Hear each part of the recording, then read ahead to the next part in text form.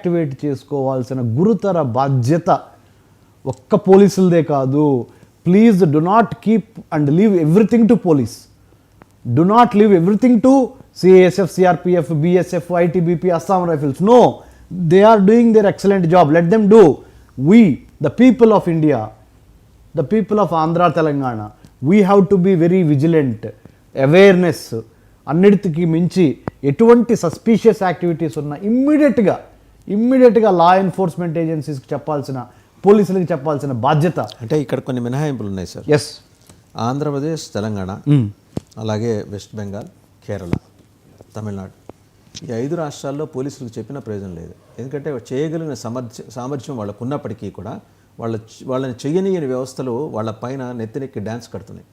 ఇప్పుడు మనకు we know that there are around 20,000 sleeper cells in Hyderabad. ఏం చేయగలిగాం సార్? దిస్ ఇస్ ద చాలా వరకు సార్. ఒక్కటి చెప్తాను సార్, ఎన్ఐఏ, ఐబీ ఇని పూర్తి స్థాయిలో పనిచేయనిచ్చి లోకల్ పోలీస్ ఇన్వాల్వ్మెంట్ లేకుండా ఉన్నప్పుడే వీటిని అబ్సల్యూట్లీ సార్. నేను మీకు ఒక్కటి హంబుల్ సబ్మిషన్ చేస్తాను.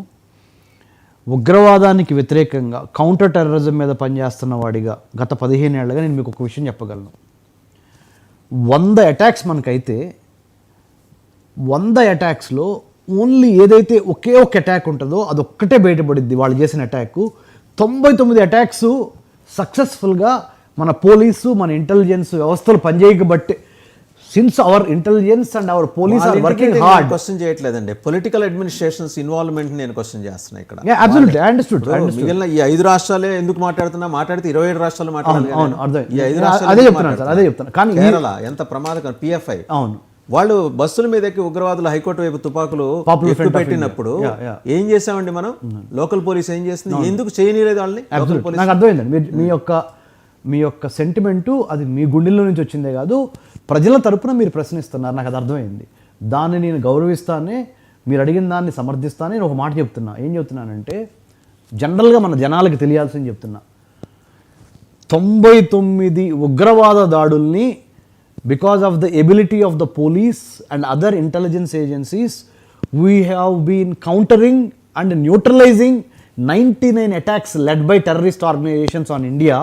Only one which has come out is the only one which has done damage. అలా ఉంటుందన్నమాట. ఎందుకంటే మేము చేసిన 99 మంచి పనులు ఒక్క చిన్న దీంతో మిగతా 99 మంచి పనులని తక్కువ చేసి చూపించే అవకాశం ఉంటుంది. అలాంటి పొరపాటు చేయకుండా మనం ఏం చేయాలి అంటే, మన morale of our police and other law enforcement and armed forces మొరైల్ని పెంచుతానే. మీరు శానిటైజ్ చేయాలంటున్నారు కదా. అబ్సల్యూట్లీ. సరే, వాళ్ళ ఇంటిగ్రిటీ నేను క్వశ్చన్ చేయట్లేదు, కానీ వాళ్ళని పనిచేయని వ్యవస్థల కారణంగా పెరిగిపోయిన 20,000 స్లీపర్ సెల్స్ మాట ఏంటని అడుగుతున్నాను.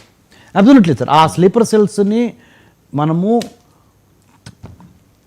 న్యూట్రలైజ్ చేయడానికి, లిక్విడేట్ చేయడానికి ఇప్పుడు ఇంకా మన టెక్నికల్ ఇంటెలిజెన్స్, మన ఇమేజరీ, మన విజువల్ ఇంటెలిజెన్స్ అన్నిటికీ మించి పొలిటికల్ విల్ మీరు మాట్లాడేది అదే. మన దగ్గర అన్ని ఆయుధాలు ఉన్నాయి, టెక్నాలజీ ఉంది, ఇంటెలిజెన్స్ ఉంది, అయినా ఎందుకు చేయలేకపోతున్నాం అనే మాట మీరు అడుగుతున్నారు. దానికి నా సమాధానం ఏంటంటే సార్, ఇప్పుడు ఫార్చునేట్లీ అదృష్టవశాత్తు అన్ని రాజకీయ పార్టీలు ఒకే తాటి మీద ఉన్నాయి ఇవాళకి కూడా.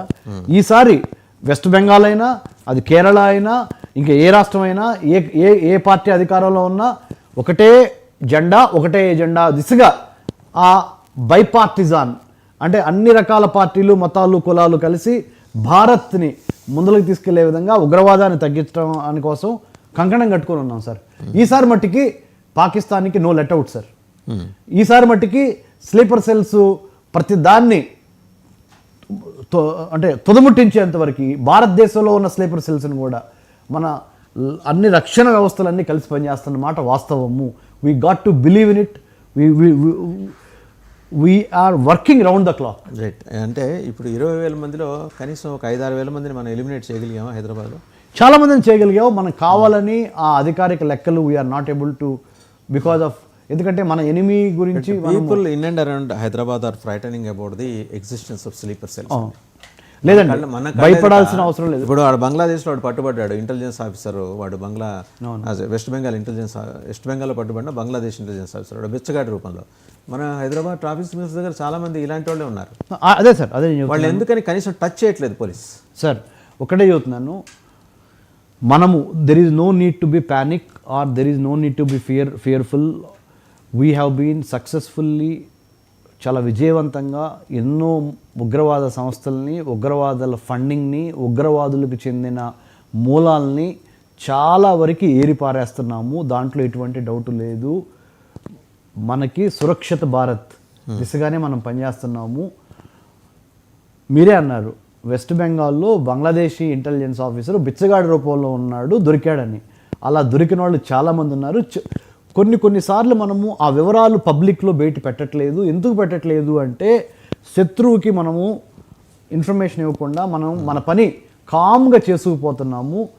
అన్ని రకాలుగా పాకిస్తాన్ని అష్టదిగ్బంధనంలో పెట్టి మన లక్ష్యం వైపే మనం అడుగులు వేస్తున్నాం సార్. చిన్న ఉదాహరణ, బలూచిస్తాన్ పాకిస్తాన్ నుంచి విడిపోయి, ఇది మామూలు విషయం కాదండి. 70 ఏళ్ళ నుంచి వాళ్ళు ఫైట్ చేస్తున్నారు. ఇప్పుడు పాకిస్తాన్ తన గొయ్యి తను నవ్వుకున్నట్టే. సిన్స్ 1947 పాకిస్తాన్ ఏమనుకుంది వాసుదేవన్ గారు, ఒక 26-28 మంది, వాళ్ళ జెండా కూడా అదేనండి, ఒక 26-28 మంది భారతీయ పౌరుల్ని చంపటం ద్వారా పెహల్గాంలో భారతదేశంలో మత కల్లోహాలు సృష్టించవచ్చు అనే ఒక పిచ్చి భ్రమలో, డే డ్రీమింగ్లో వాళ్ళు ఉంటే, భారత్ మొత్తం ఏకమయ్యి కుల మత ప్రాంతానికి భిన్నంగా irrespective of cost, creed, religion, దీనికి అనుబంధంగా డిక్లేర్డ్ ఇండిపెండెన్స్ కదా, దీనికి అనుబంధంగా ఇప్పుడు వీళ్ళ జోన్లోనే గ్వాదర్ పోర్ట్ ఉంది. దాని భవిష్యత్తు చైనా ఇప్పుడు వెరీ గుడ్ దాని మీద పెద్ద బెంగ పెట్టేసి. వెరీ గుడ్, మంచి ప్రశ్న అడిగారు. I wanted to thank you. Timely question. 99 TV చూస్తున్న మన తెలుగు వాళ్ళందరికీ తెలియాల్సింది ఏంటంటే, Iran, Iraq, Saudi Arabia, Bahrain, Kuwait ఇలాంటి ప్రాంతాల నుంచి లక్షల టన్నుల లీటర్ల oil and natural gas Arabia సముద్రం ద్వారా, తర్వాత బంగాళాఖాతంలోకి వచ్చి ఇండోనేషియా, మలేషియా మధ్య ఉన్న మలక్కా స్ట్రైట్స్ ద్వారా పైకి వెళ్ళి అటు చైనా వెళ్తుంది. దీనికి వెళ్ళాల్సిన అంటే ఒక లెట్సే సౌదీ అరేబియాలో స్టార్ట్ అయిన షిప్పు ఆయిల్ చైనా రీచ్ కావటానికి 12,300 కిలోమీటర్లు ప్రయాణం చేయాలి సముద్రంలో. ఆ 12,300 kilometres of ship passage time and fuel కాస్ట్ని సేవ్ చేసుకోవటం కోసము ఇట్ టేక్స్ 3 వీక్స్ అండి, minimum 3 to 4 weeks given the sea how rough it is and how it is. దాన్ని సేవ్ చేసుకోవటం కోసము పాకిస్తాన్ ఇప్పటికైనా గమనించకపోతే మీ గొయ్యి మీరు తవ్వుకుంటున్నారు already. China is not in love with Pakistan. China is in love with Pakistan only because of Chinese economic interest by having a China Pakistan economic corridor CPEC through Pakistan, through Gilgit Baltistan. It is reaching the Gwadar port, which is part of the Baluch province. ఆ గ్వాదర్ పోర్ట్లో నుంచి చైనాకి 2,300 కిలోమీటర్ల దూరము, అంటే 10,000 కిలోమీటర్ల దూరాన్ని China తగ్గించుకోవటానికి ఈ సిపెక్ని నియమించింది. అరే పాకిస్తాన్ మూర్ఖులారా, అర్థం చేసుకోండి, ఇది China is a giving debt to you. రుణం ఎందుకు ఇస్తుంది, మీకు డబ్బులు ఎందుకు ఇస్తుంది అంటే మీ యొక్క పోర్ట్ ఫెసిలిటీస్, మీ యొక్క రోడ్డు ఫెసిలిటీస్ వాడుకొని చివరికి మీ దేశాన్ని కుక్క చింపిన విస్తరలాగా చేయడానికి. దయచేసి అది అర్థం చేసుకోవాలని పాకిస్తాన్కి చెప్తా మనం ఎన్నిసార్లు చెప్పినా వినలేదు. కాబట్టి ఇవాళ బలూచిస్తాన్, పాకిస్తాన్లో ఒక రాష్ట్రమైన బలూచిస్తాను రిపబ్లిక్ ఆఫ్ బలూచిస్తాన్గా తన యొక్క అస్తిత్వాన్ని బయటికి తీసుకొచ్చి ప్రపంచం మొత్తానికి చెప్పింది. ప్లీజ్ రికగ్నైజ్ అస్ నౌ అని మన భారత ప్రధానమంత్రి గారికి, మన భారతీయులకు so China Pakistan economic corridor అనే ఒక ఆర్థిక నడవ మూలంగాన చైనా పాకిస్తాన్ మీద ప్రేమ చూపిస్తుంది.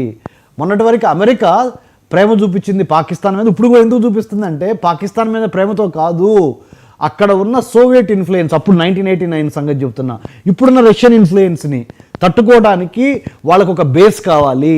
ఆ బేసే మీరు పాకిస్తాను. ఆ బేసు రేపు ఏదైనా అంతర్జాతీయ సంబంధాల్లో శాశ్వత మిత్రులు శత్రువులు ఉండరు. రేపు పొద్దున రష్యాకి అమెరికాకి ఏదన్నా మంచి స్నేహం కుదిరిందనుకో, ఇప్పుడు ట్రంప్కి పుతిన్కి బాగానే ఉంది, కుదిరిందనుకో ఒక్క తన్ను దంతారు మిమ్మల్ని ఫుట్బాల్ దన్నట్టు. ఎవరు? అమెరికా వాళ్ళు పాకిస్తాన్ని. మొత్తం పోద్ది, ఇటు పాకిస్తాన్ వెళ్ళిపోద్ది, ఇటు చైనా ఇంకొక ఆల్టర్నేటివ్ రూట్ ఏదైనా ఏర్పాటు చేసుకుంది అనుకో తన సొంత ప్రయోజనాలకి, ఆర్థిక ప్రయోజనాలకి. చైనా ఒక్క తన్ను దన్నుద్ది. ఆల్రెడీ చైనాలో ఉన్న ఊగర్ అనే ఒక ఏరియాలో మీరు ఇస్లాంకి వ్యతిరేకంగా లేదా ఇస్లాం యొక్క ఫండమెంటలిజానికి వ్యతిరేకంగా చైనా ఏం చేస్తుందో మీరు గమనిస్తున్నారు. కాబట్టి మీకు రేపు పొద్దున అమెరికా వెళ్ళిపోద్ది, ఇటు చైనా వెళ్ళిపోద్ది, పాకిస్తాన్కి ఎవరు మిగలరు. దయచేసి ఇప్పటికైనా please Pakistani civil society, Pakistani government realise that the only thing that can save you from your challenges are, please invest your time and energy not to create terrorism against India, but to create your own talent, technology and trade. If you don't do that, you are digging your own grave. నీ సొంత సమాధులు నువ్వే తవ్వుకుంటున్నావు. This is the message from Hyderabad, in India, through 99 TV we are giving it to the Pakistan. Thank you doctor Ramesh గారు, thank you very much. So మొత్తం 4 పార్శ్వాలు touch చేశారు doctor Kaniganti Ramesh. ఒకటి D radicalisation, 2 D nuclearisation,